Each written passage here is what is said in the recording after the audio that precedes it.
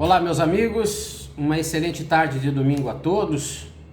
Aqui no sul do Brasil, uma tarde quente, céu limpo, mas os assuntos que aqui serão abordados, eles estão mais quentes e mais preocupantes do que nós imaginamos. Quando o assunto é falar sobre agronegócio, todo cuidado é pouco, toda preocupação é pouca, porque existem dois tipos de agronegócio no Brasil. O agronegócio de Brasília, com as notícias que convém aos políticos de Brasília, e o agronegócio que nós vivemos, o agronegócio do campo, o agronegócio que está com problema na pecuária de leite, na pecuária de corte, sim, na pecuária de corte, na agricultura familiar, nas próprias, na própria agricultura de precisão. Nós temos problema no arroz, e problemas sérios e graves. Nós temos problemas com relação ao plano safra, que muito pouco tem se comentado no Brasil, mas é o grande problema que nós temos. E eu digo que existe o agronegócio de Brasília e o agronegócio do campo pelo seguinte: faço aqui algumas observações e quero que vocês entendam. Quando nós falamos de agronegócio no Brasil, o país que se intitula, o celeiro do mundo, e não está errado, porque nós temos boas características, nós temos situações positivas que fazem do Brasil uma referência do agro para o mundo. Mas algo não está certo. Nós estamos com exportação recorde, faturamento recorde, mas a crise no campo ela é grande. Não adianta quererem falar apenas de soja e milho. Não adianta quererem falar só de soja e milho. E se quiserem falar sobre soja e milho, a gente fala. E eu quero saber apenas uma questão relacionada a custo de produção e margem de lucro. Se o custo de produção e a margem de lucro deixam, até mesmo para os plantadores de soja, esse cenário tão positivo e majestoso, alegre e feliz, encantador até, como muitos tentam, de uma certa forma, repassar para o povo brasileiro como um todo. O grande detalhe das exportações recorde chama-se dólar e a sazonalidade de mercado. Ponto final. O Brasil, dentro da lei de subsídios, por exemplo, que fala sobre planejamento agrícola, não tem nenhum planejamento agrícola. Vive à mercê do que o mercado pede. Não existe planejamento, organização, orientação, para que nós não venhamos a virar todo um setor para uma cultura apenas ou para um mercado. O Brasil é desorganizado em termos de agronegócio e ponto final. Ninguém vai mudar isso. E eu vou um pouquinho mais além. Se a soja está tão boa, se a exportação é recorde, se o faturamento é recorde e ninguém fala, de custo de produção e margem de lucro, por que o agronegócio brasileiro não planta? O setor não pode plantar se não houver, por exemplo, plano safra. Se o agronegócio brasileiro é tão bom, é tão expansivo, está na crista da onda, por que nós não conseguimos plantar se nós não importamos fertilizantes? Se não tiver plano safra, se não tiver fertilizantes, o Brasil não planta. E isso tudo por culpa da falta de organização, de fomento, para que as realidades sejam verdadeiras. Se eu estou exportando mais, se eu estou tendo faturamento recorde, logo o produtor rural deveria estar com uma margem de lucro melhor e deveria estar com a sua situação financeira melhor. O Brasil não tem planejamento agrícola, o Brasil não planeja exportação. No Brasil é tudo ao Deus dará. Então existe o agronegócio de Brasília, que é o agronegócio das maravilhas, que tudo está bem, qualquer um lá em Brasília fala em agronegócio. Existe o agronegócio daqueles que estão ganhando dinheiro, que é no máximo 20%, e o agronegócio real, aquele que nós vivemos, que está com problema dia e noite. Então, nós não temos hoje condições de plantar, ou vai haver uma grande redução nas áreas plantadas, porque não existe crédito de custeio. Todos sabem que nós temos o crédito de custeio, nós temos o de investimento e nós temos o crédito comercial, de comercialização. Mas o plano safra já está esgotado. já está esgotado. Tem gente devendo ainda o plano safra ou, né, o plano safra referente à safra 21-22. Tem gente que vai buscar financiamento 22-23 para pagar o que está faltando da safra 21-22. E o Brasil, ou aqueles alienados, acham que o agronegócio se resume a soja, a milho e carne bovina. Esses alienados vivem num mundo que não é o do agronegócio. Vejam bem, o plano safra está esgotado. O plano safra tem prioridades para o valor que será igual ao do ano passado e que ainda não foi pago devido a problemas com a seca, por exemplo, onde houve uma redução muito grande na colheita, na produção das lavouras no sul do Brasil. Esses produtores lá já estão com uma tendência de aumentar o endividamento, porque já colheram e tudo que colheram não tem a capacidade de pagar o que devem, vai faltar dinheiro.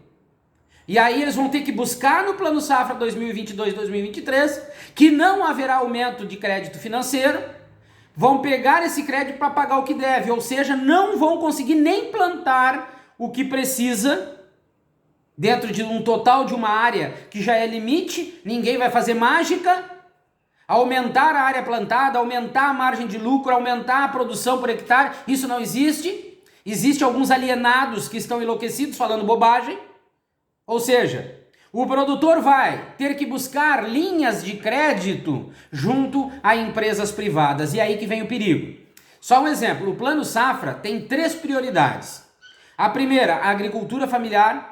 A segunda, o Plano Verde, né, que se liga à sustentabilidade. E terceiro, a irrigação. Primeiro tem que destinar dinheiro, recursos financeiros para esses 3. O que sobrar vai para o resto. Olha como está o agronegócio no Brasil, a desorganização geral que nós temos no Brasil, a desorganização geral. Por quê? Se nós temos um setor que dizem ser a locomotiva da economia brasileira, e nós temos um faturamento recorde, uma exportação recorde, eu não poderia, a partir do meu planejamento econômico, pegar todo esse montante financeiro e torrar do dia para a noite. Se eu tenho um setor que é o setor que desenvolve, que faz a economia girar, eu era obrigado a buscar neste montante da exportação recorde um valor que viabilizasse a safra 2022-2023, sem deixar esse setor no risco, para que ele venha a ter uma alta produtividade de novo e assim sucessivamente conseguir auxiliar nas necessidades econômicas do país. E o Brasil fez totalmente o contrário. Pegou todo esse montante, torrou ele de uma maneira geral e hoje não há. E não adianta alguns alienados dizer que existe, mas não existe perspectivas do Plano Safra 2022-2023. E se houver, nós vamos esperar juros desorbitantes, juros na casa de 15, 16, 17%. Prestem atenção. Por quê? Quando nós falamos de crédito de custeio, o mercado econômico, ele analisa da seguinte forma: se um setor está bem, com bons resultados comerciais e de margem líquida, ele oferece mais dinheiro e até com juros menores. Se um setor vai mal, e nesse caso do Brasil, onde não haverá o Plano Safra, e sim planos, né, de crédito, de custeio a partir de empresas privadas, que nada mais é do que nada mais é do que entregar as terras para essas empresas privadas, né? Uma agiotagem oficial. O que acontece? Nós temos um produtor rural desesperado de um lado, pelo crédito de custeio para poder plantar. O desespero, a partir da análise do mercado com relação ao agro, onde a produtividade não foi boa, a margem de lucro não é boa, o que vai acontecer? As empresas privadas sobem os juros e diminuem a oferta de dinheiro. Pressiona o produtor rural cada vez mais. E no Brasil até agora, Congresso Nacional, acordem deputados e senadores.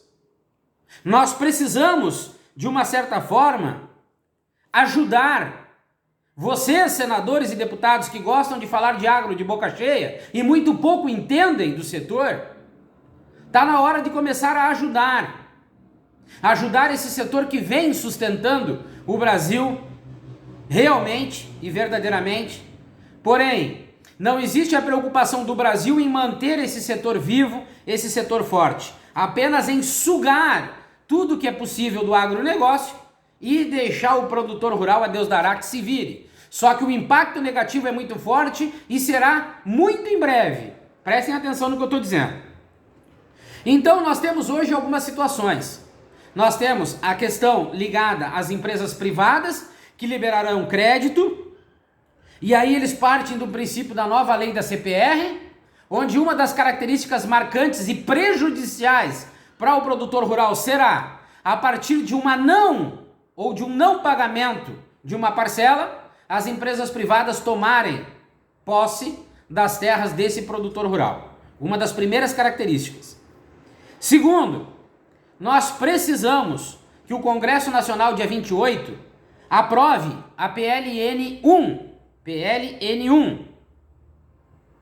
Esse projeto de lei poderá oferecer ao Brasil, desde que aprovado a partir do seu texto original, poderá oferecer um pouco mais de esperança para o produtor rural a partir de uma melhora na oferta financeira para o crédito de custeio, devido aos valores que serão liberados a partir da aprovação desse projeto de lei, do PLN 1. Então precisa ser votado urgentemente, dia 28, resolvido, aprovado, para que nós possamos ter um amparo a esse produtor rural brasileiro, para que ele tenha uma condição melhor de oferta de crédito de custeio, sem ter que implorar essa agiotagem oficializada a partir do crédito oferecido pelas empresas privadas.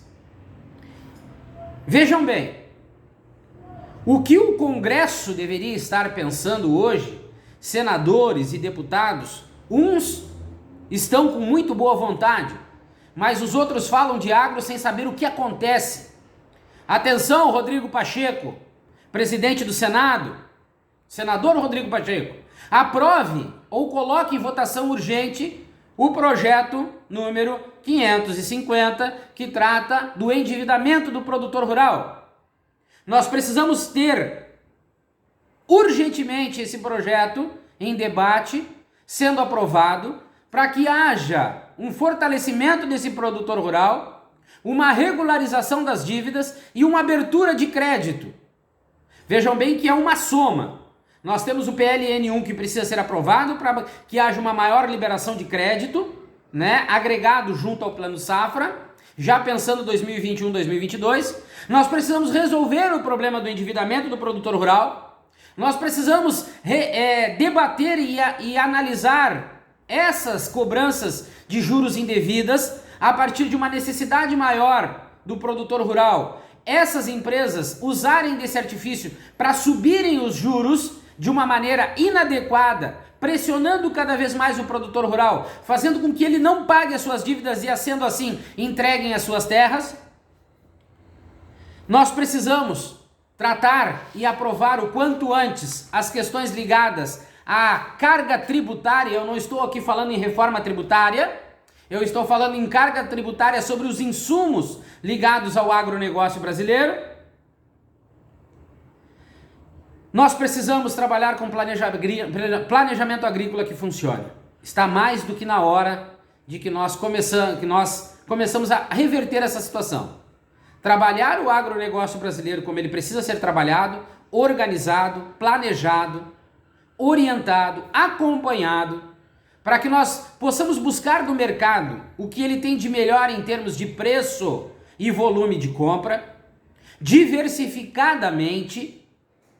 Nós precisamos fomentar o agronegócio das fronteiras para dentro de uma forma correta, aonde a gente faça com que todas as cadeias produtivas se desenvolvam, que aí sim nós vamos poder trabalhar com margem de lucros, com os melhores mercados, abrir a exportação para todos, não como acontece no Brasil, exportação privilegiada para um ou para outro, e o restante fica sem nem saber como ter acesso ao mercado de exportação. Enfim, nós precisamos urgentemente que o Congresso Nacional se movimente que faça algo de concreto e de útil, para que o agronegócio não viva apenas essas fantasias do agronegócio de Brasília. Que o agronegócio brasileiro possa ter amparo, condições, algum favorecimento, principalmente no setor privado, que está abandonado e que esse ano, sem o Plano Safra, com condições de atender às necessidades maiores do produtor rural, porque o custo de produção subiu absurdamente, nós já não vamos ter um Plano Safra suficiente. Nós vamos abrir margens para as empresas privadas trabalharem como querem, abusando e usando do produtor rural, que está fragilizado, endividado e possivelmente captando esses recursos da empresa privada, até perder as suas terras pode perder. Então nós precisamos trabalhar esse projeto, dia 28, PLN1. Dia 28 ele precisa ser observado, debatido, tratado e aprovado. Mas existe também as linhas de crédito que podem ser trabalhadas, como a da poupança, a caderneta de poupança, que aí o governo pode agir sobre elas, assim como a LCA, que hoje se usa em torno de 30%, e nós podemos usar mais recursos, porque os bancos estão faturando cada vez mais e eles podem abrir essa possibilidade para que nós possamos oferecer ao produtor rural brasileiro um suporte ou um aporte maior financeiro para que ele tenha condições sim de plantar e esperar, a partir de um planejamento agrícola e de uma organização e de políticas públicas que o beneficiem, principalmente com relação a questões climáticas, ter uma alta produtividade por hectare e, sendo assim, a partir de um planejamento comercial, principalmente com o mercado externo, ter uma expectativa de preço melhor que atenda às suas necessidades a partir do custo de produção, da sua depreciação, e deixe uma margem de lucro capaz dele pagar as suas dívidas, sobrar um dinheiro a ele, produtor rural, e investir na sua propriedade. Isso é agronegócio que nós estamos vivendo, o real, o verdadeiro, que não está sendo debatido. O agronegócio que se debate é o de Brasília, dos gabinetes, onde qualquer pelagraia fala em agronegócio como se fosse as mil maravilhas, e nós não estamos assim. Então fica aqui meu apelo para o senhor presidente do Senado Federal, Rodrigo Pacheco: coloque em pauta o mais rápido possível o projeto de lei 550, que trata do endividamento do produtor rural. Nós precisamos aprovar a PLN1 para liberar recursos. Se o agro é tudo isso que todos falam, nada mais justo do que oferecer a ele, agronegócio, condições financeiras melhores para que o produtor rural brasileiro, que está abandonado há muitos anos, tenha condições de manter as suas atividades, plantar, se organizar para a próxima safra, e sendo assim, a gente faz com que essa roda do agronegócio gire. Certo, pessoal? Forte abraço a todos, fiquem com Deus e até o meu próximo vídeo aqui no meu canal do YouTube. Um abraço.